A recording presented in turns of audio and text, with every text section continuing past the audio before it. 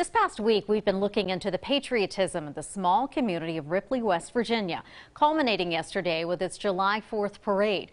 But there's a darker story there, one which forever places Ripley in the West Virginia history books. 13 News reporter Hannah Getz has the story.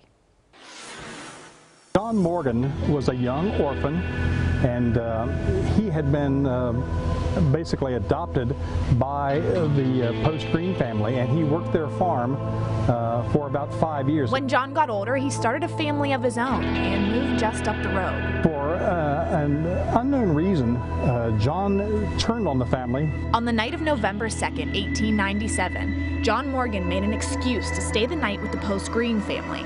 The next morning, he went to help young Jimmy Green in the field, and that's when the first of the 4 brutal attacks began. And proceeded to murder him, first with a mattock, and then finished him off with a rather large rock.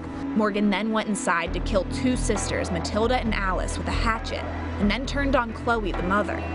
Alice somehow managed to escape, running through the fields to safety at a neighboring farm. Morgan was arrested, tried, and convicted for the 3 murders before the weekend was over.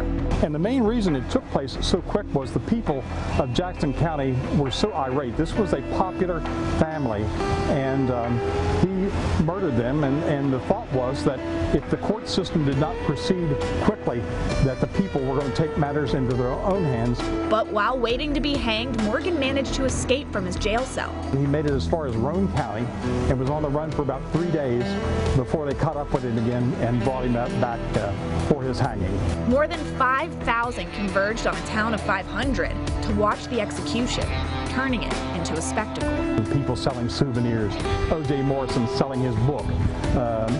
That was when the decision was made by the West Virginia legislature they continued to have hangings, but they would be within the confines of the state penitentiary. The Post-Greens now lie on a hill in Jackson County, just across the road from where they lived. In Ripley, I'm Hannah Getz, 13 News, working for you.